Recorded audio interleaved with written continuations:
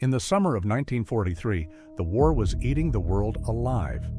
On a map of Europe, if you traced your finger from the beaches of Sicily northward through the spine of Italy, you would find yourself following the path of the bloodiest Allied campaign of the entire Western theater. The mountains rose in walls. The rivers cut the land into killing grounds. Every ridge, every stone farmhouse, every sunken road was a potential fort. And the Germans, who had been defending Italy since September of that year, understood terrain the way a chess master understands the board. They had fortified the high ground. They had zeroed artillery onto every crossroads. They had turned a country of vineyards and olive groves into an interlocking system of death. If you kept your finger moving up that map, past Naples, past Monte Cassino, past the Rapido River, where hundreds of American soldiers drowned in their equipment in January 1944, you would eventually reach a valley in central Italy. A place where the land opens briefly before the mountains close in again. A place where a dirt road runs between two ridge lines, and whoever controls the high ground controls everything below. Military historians would later argue about the significance of that ground. But on one particular afternoon in the autumn of 1943, only one man was thinking about it, and he was a 19-year-old from a small town in Texas who had never fired at a human being in his life. His name was Audie Leon Murphy. And what happened on that hillside and in the frozen fields and along the banks of the Colmar Canal 18 months later constitutes one of the most staggering combat records in the history of the United States military. Not a legend manufactured after the fact. Not a story cleaned up for newspapers. A documented, witnessed, verified record that left even his own commanding officers struggling to find adequate language. By the end of the war, Audie Murphy had been shot, wounded 3 times, had killed or captured over 240 enemy soldiers, had held a position alone against an assault by approximately 250 German infantry while directing artillery fire by telephone, and had done all of this while burning with a 104-degree fever on a January afternoon in Alsace, France. He was 20 years old. The question is not simply what he did. The question is who he was before any of it, and how a malnourished farm boy from Hunt County, Texas, who had been turned away by the Marine Corps and the paratroopers for being too small, became the most decorated American combat soldier of the Second World War. To answer that, you have to start in the red dirt of East Texas during the worst decade in American history. Audie Leon Murphy was born on the 20th of June, 1924, in a small tenant farm community near Kingston, Texas, in Hunt County. He was the 7th of 12 children born to Emmett Barry Murphy and Josie Bell Murphy. The family was dirt poor in the way that Depression-era sharecropper families were poor, which is to say, they owned almost nothing, owed almost everything, and moved constantly in search of land they could work for someone else's profit. Emmett Murphy was a drifter, charming when he wanted to be, unreliable by nature, and largely absent from his children's lives. He abandoned the family permanently when Audie was a young teenager, leaving his wife and a house full of children with no income, no support, and no clear future. Josie Murphy held the family together by will alone. She took in laundry, she cleaned houses, she kept her children fed with whatever could be grown, gathered, or hunted. Audie learned to shoot out of necessity before he learned long division. The family ate what he killed: squirrels, rabbits, birds, anything that could be taken with the single rifle the family owned, a small caliber hunting rifle that his father had left behind, which was probably the most valuable thing Emmett Murphy ever gave his son. Audie shot with it constantly, learning the particular economy of a family that could not afford to waste ammunition. Every shot had to count. He became, over years of daily practice in the scrublands of East Texas, one of the finest natural marksmen anyone who knew him had ever seen. In May of 1941, when Audie was 16 years old, his mother died of pneumonia and exhaustion. She was 48 years old and had simply worn out. The younger children were placed with relatives or in an orphanage. The older ones scattered to find work. Audie, at 16, was suddenly completely alone in the world. He had no parents, no home, no money, and an 8th grade education. He picked cotton. He worked odd jobs. He told anyone who would listen that he intended to join the military. He had seen the newsreels. He had read about what was happening in Europe and the Pacific. He wanted, in the uncomplicated way that teenagers want things, to fight. The problem was that Audie Murphy at 16 did not look like a soldier. He was 5 feet 5 inches tall and weighed 112 pounds. He had reddish hair, freckles, and a face so boyish that people routinely mistook him for someone several years younger than he actually was. When he walked into a Marine Corps recruiting office after Pearl Harbor, the recruiter looked at him and sent him away. He was underage and underweight, and the recruiter told him to come back when he grew up. He tried the paratroopers. They sent him away too. He finally persuaded his older sister, Corinne, to falsify his birth certificate so that he could enlist at 17, and in June of 1942, a few days after his actual 18th birthday, he was accepted into the United States Army Infantry. He weighed 130 pounds on his enlistment physical. The Army kept him anyway. Basic training nearly broke him. He fainted during his first days. The company commander wanted to reassign him to a cook's position, believing the boy was simply too frail for combat. Murphy refused, loudly, and the commander relented. He threw himself into training with something close to desperation. He had nowhere else to go. The Army was the first institution in his life that had given him a structure, a routine, a clear set of expectations. He was going to meet them. He qualified as a sharpshooter, then as an expert. He was quiet around most people, but the non-commissioned officers who worked with him noticed something in his eyes during weapons training, a quality of absolute concentration that did not look like enthusiasm. It looked like purpose. He shipped out with the 3rd Infantry Division, a unit that would become known before the war was over as the Rock of the Marne. He landed in North Africa in November 1942, saw no significant combat there, and then followed the Allied push into Sicily in July of 1943 and up into mainland Italy in September. It was in Italy, in the brutal grinding advance up the peninsula, that Murphy first killed a man. He later described the experience with characteristic flatness, as if the emotional fact of it was something to be set aside, not because he was callous, but because he had decided that examining it too closely would cost him something he could not afford to lose. He killed 2 Italian officers who drove a motorcycle into his position by accident. He had been ordered to take prisoners when possible, but the motorcycle came too fast. The road curved, and before anyone could react, he had fired twice with his rifle, and both men were dead. He was 19 years old. His sergeant told him he had done his job. Murphy nodded and went back to his position. The Italian campaign moved in a rhythm that infantrymen came to understand as a kind of grim clockwork. You advanced until you hit resistance. You called for fire support or maneuvered around the flanks when you could. If you could not maneuver, you attacked directly, straight up the hill or across the open ground, and the men who survived the open ground took the position, and the men who did not survived only in the letters their families received weeks later. The 3rd Infantry Division fought through Anzio, through the Alban Hills, through Rome in June of 1944. Murphy fought through all of it. He was wounded, he kept fighting. He was promoted, he kept fighting. He was recommended for decorations, he kept fighting. By the summer of 1944, he was a sergeant. By the time the division landed in southern France in August 1944 as part of Operation Dragoon, he was a staff sergeant with a small but documented reputation among the men who had fought alongside him. He was not loud. He did not give speeches about courage or sacrifice. He was simply, consistently, and without apparent hesitation, effective in combat in a way that defied easy explanation. He seemed to move differently under fire than other men. He used ground instinctively, found cover that other men walked past, and shot with the kind of precision that years of hunting necessity had built into his nervous system. In August of 1944, near the town of Ramatuelle in southern France, Murphy received his first significant decoration.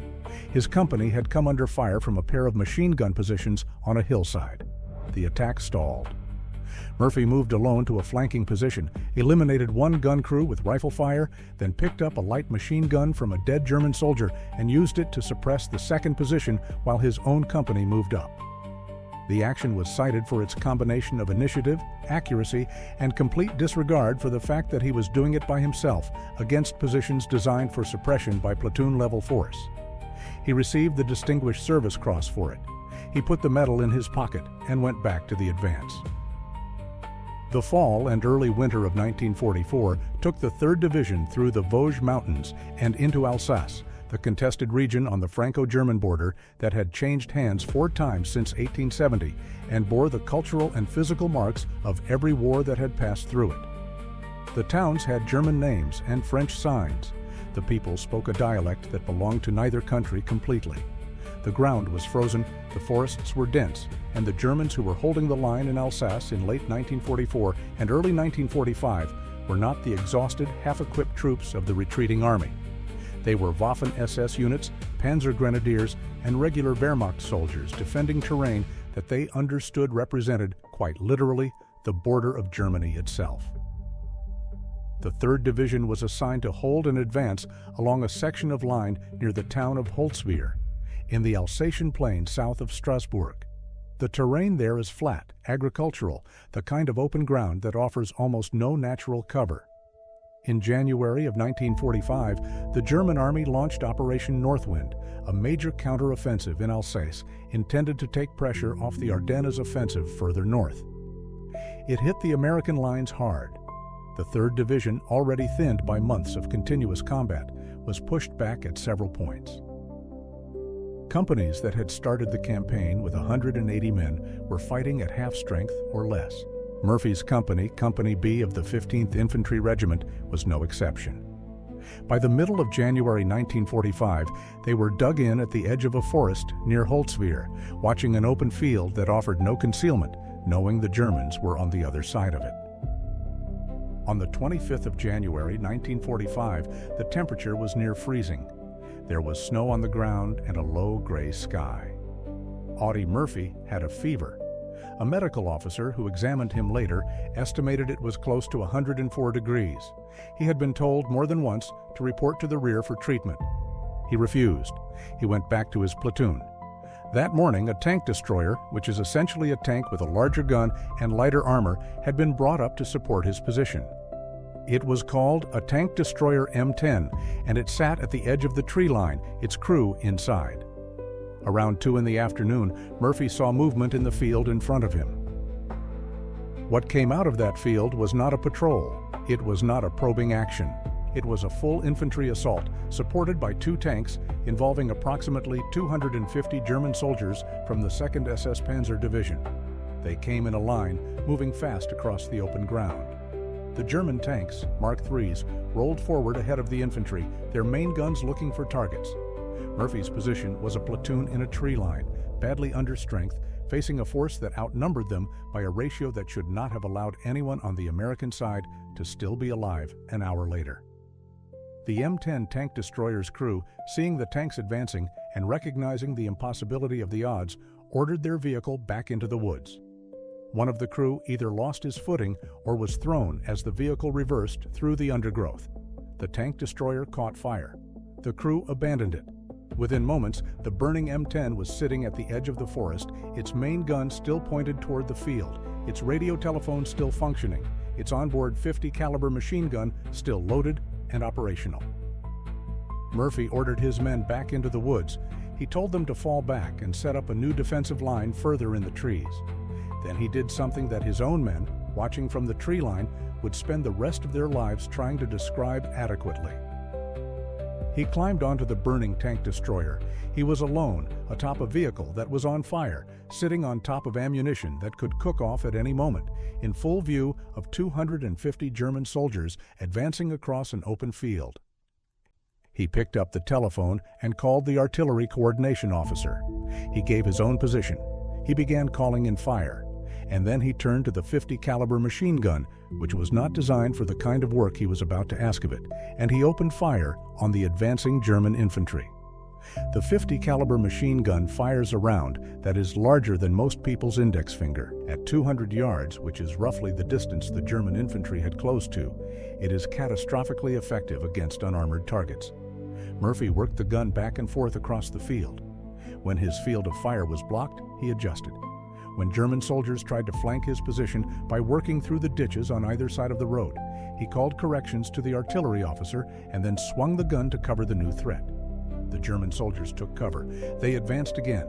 He kept firing. He stayed on that burning tank destroyer for approximately 1 hour. In that hour, he killed or wounded an estimated 50 German soldiers.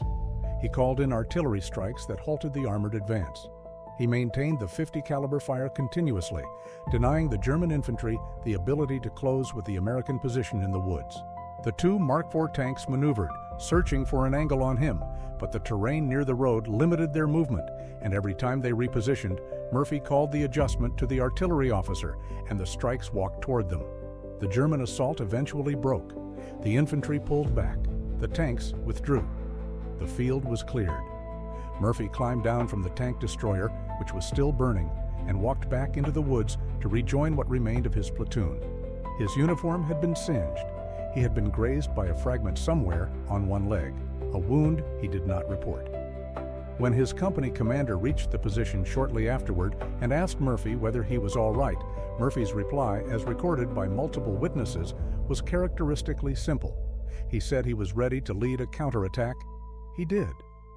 Within an hour of climbing off the burning tank destroyer, Murphy organized what was left of his platoon and led them back out of the tree line and across the field to retake the ground the company had lost. The counterattack succeeded. Holtzwihr was cleared.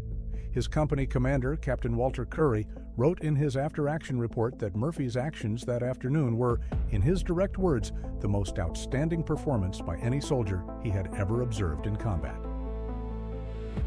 Curry was not a man given to easy praise.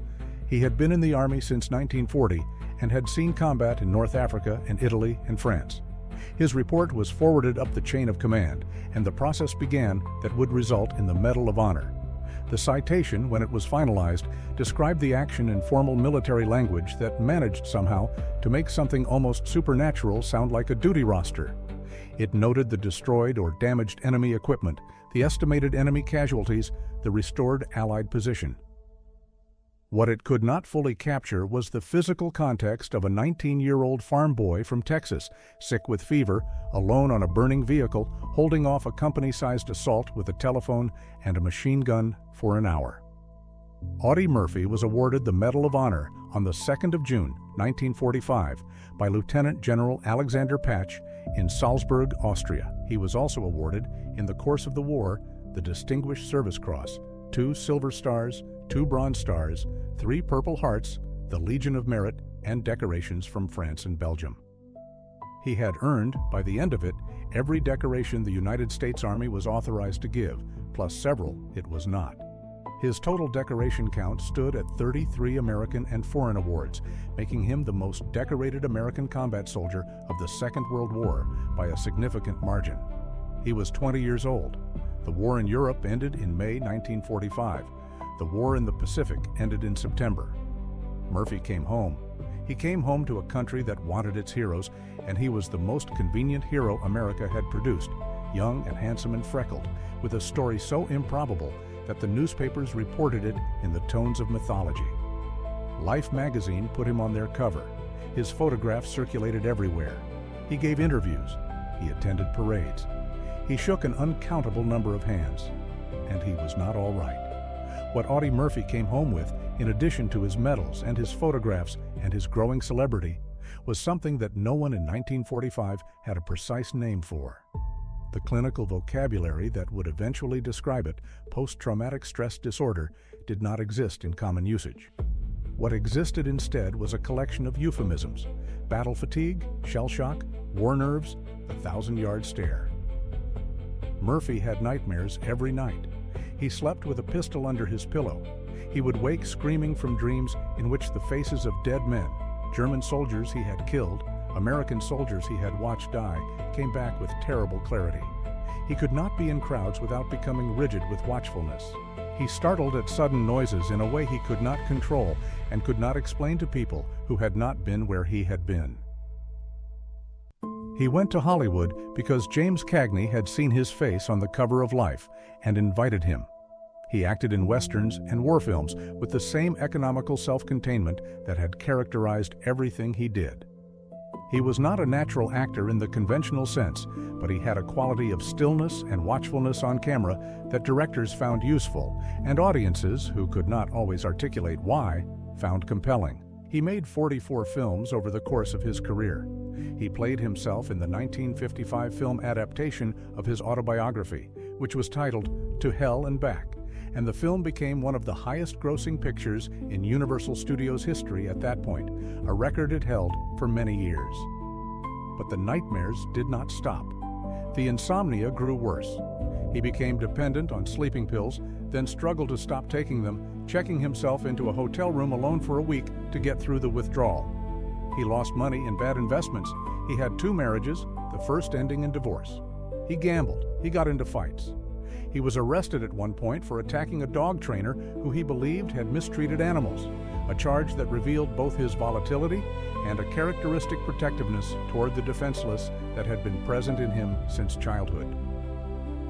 He was perpetually broke despite his fame and perpetually proud, and the combination made him difficult to help. What Murphy did do, consistently and publicly, in the years when he had a platform, was talk about what he called the invisible wounds. He gave interviews about his nightmares. He testified before Congress about the need for better mental health treatment for veterans. He said in plain language at a time when plain language on this subject was almost unheard of from a man of his stature, that the men who came back from the war were not all right, that the country needed to know that, and that the military and the government had a responsibility to provide real care rather than the minimal, inadequate, occasionally actively contemptuous treatment that veterans were actually receiving.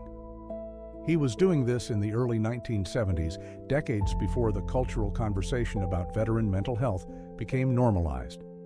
He was doing it as the most decorated soldier of the war, which meant that no one could accuse him of weakness without first explaining why weakness and the Medal of Honor were compatible concepts.